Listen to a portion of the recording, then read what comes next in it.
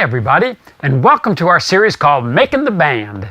In this series, we're going to explore all the different elements of what it takes to make a rock and roll band.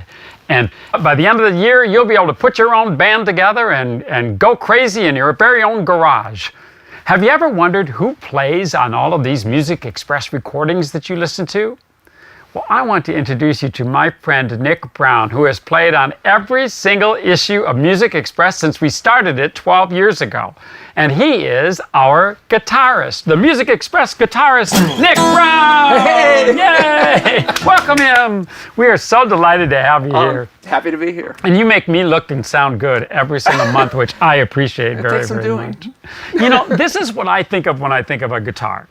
We think of a classic, what would you call this, a folk guitar? Well, it could be called a folk guitar. It's a classic steel string acoustic guitar. Acoustic guitar, Yep. Meaning there's no electricity, it's not plugged in. It's not plugged in. It's just all the sound is just generated by the metal strings themselves, and the body creates the volume so that you can hear It's it. a great sound. And the parts of the guitar are going to be the same essentially, whether it's an acoustic guitar or an electric guitar. Like, what do you call? You called that the? Well, this is the body of the guitar, and this is typically called the neck of the guitar. And so you can see, not unlike a person, the body and the neck.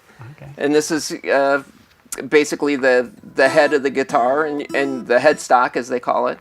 And these are the tuning pegs, where you tune it by moving the pegs, and that pulls. Almost every pulls the stringed string. instrument is going to be the same almost with that. That's exactly right. Not that different from a violin or a cello. Or Is this what you started on when you first started playing guitar? Was that acoustic guitar? it is an acoustic guitar, not this one. I wish I had started on this one. It's a beautiful But guitar, kind of a classic. What's the Gibson guitar? This is a Martin B28, guitar. and probably one of the most recorded acoustic guitars as far as style.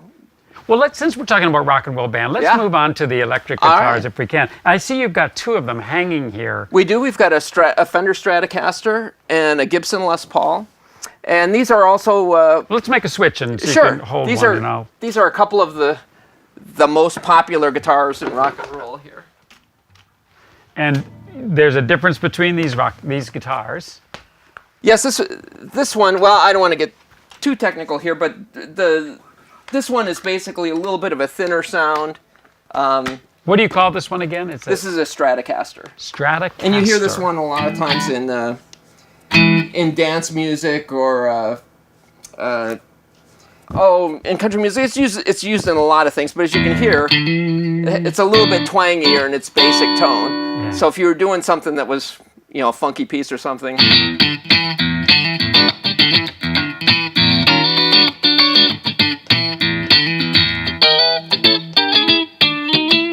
Well, now that's very interesting to me because it sounded to me like you were playing both melody and the rhythm there. Is that often the case with an electric guitar?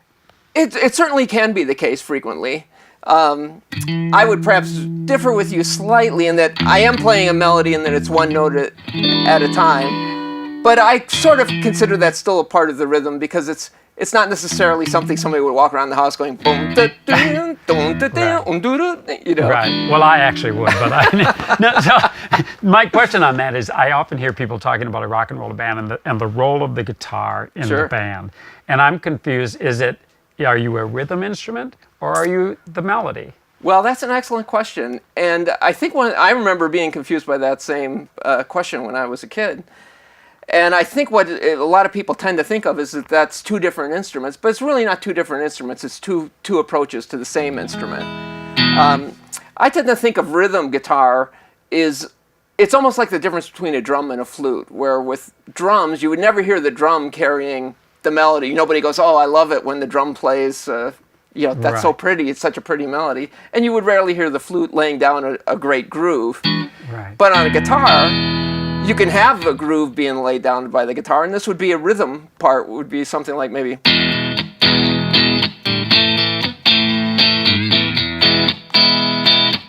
And that's not something that you would necessarily go around the house singing, Right. but that's why it's a rhythm part, whereas the lead part would be.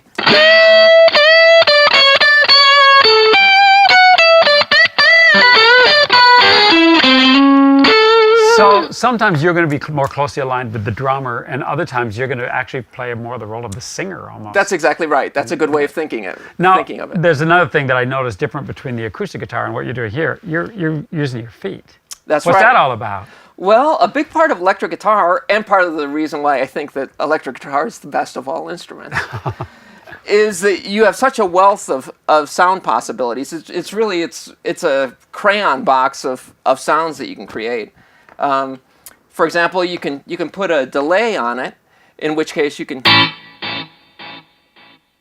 have all this stuff happen afterwards. And you might have heard songs where guys are playing,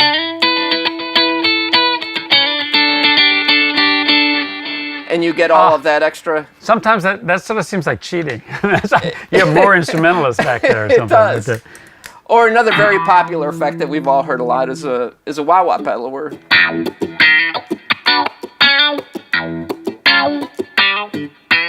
So it's almost like playing the organ. You have your feet and your That's hands exactly going on at the right. same time. And then what are the buttons that are actually on the electric guitar? well, these buttons they're fairly simple. This is a volume knob. Okay. Your neighbors appreciate that one. They do, though I try to use it sparingly. And then these are two tone controls, and you can hear when you turn the tone control, much like on a stereo system, the sound gets darker.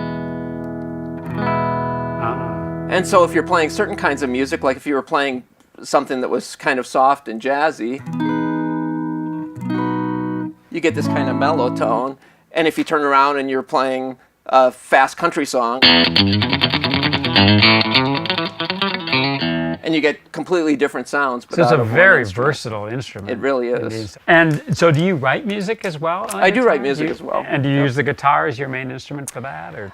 I frequently do. It depends on what kind of thing I'm doing. I also play keyboards, so sometimes I'll write on keyboards. But if it's, as long as we're talking about garage bands, Right. if I'm writing something like that, I'll be for sure writing it on guitar. And did you start playing guitar as part of a garage band? Was that sort of where you began? I sure did. And drove the neighbors crazy?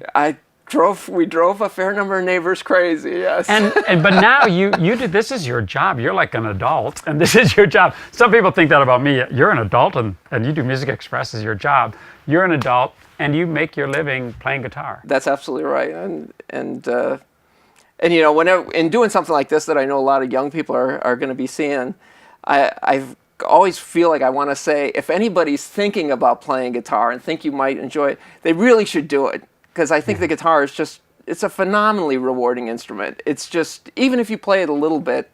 And it doesn't really even have to be expensive. It doesn't have to be expensive, and it doesn't have to be, I used to walk around the house playing my guitar like this, and my aunt used to say, that's just the volume I like. So it doesn't even have to be loud. Right. It can, but it really is, it's a wonderful instrument to So play. you went from playing in a garage band to playing in professional bands? Touring? Yeah. Did you tour with bands? I have toured, sort of thing. Yeah. But now most of your work is in the recording studio. That's exactly Is that right. Playing That's guitar. exactly and, right. and you use all of these guitars? I use all of these guitars and quite a number of other guitars as well. Well, what's this one? then? Well, this is a Les Paul. Now, some of our Music Express listeners remember Les Paul because a lot of people credit Les Paul as practically inventing the electric guitar. And in Music Express, we did an article about Les Paul a couple of issues ago. And we were very, very lucky to learn about the electric guitar and the history of it through Les Paul. So this is actually named after this famous man who essentially invented the electric guitar. And what the big difference that the Les Paul has a little different pickups, and consequently, I said that this Fender Stratocaster has a little bit more of a thinner, reedier sound. The Les Paul is much bigger and meatier sounding, and makes you feel great when you hit a big. Oh yeah. That's right. So neat. Who wouldn't want to be in a garage band and get to play like that? You're talking my language. Yeah. That's well, right. Nick, I can't thank you enough for sharing your expertise and get us all inspired to maybe go out pleasure. into our own garage and start our own garage band. I know I'm inspired to do so, and it's just been so great. Well, thank you. It's been a pleasure to be here. And to learn from somebody who is actually making their living doing guitar and has played on every single one of the Music Express recordings is really a thrill. So from making the band, I hope some of you out there have been inspired by Nick to get out there and pick up your axe, go out in the garage and start a band. For John Jacobson from Making the Band, why don't you take us home with a little of that electric guitar? Nick Brown, everybody.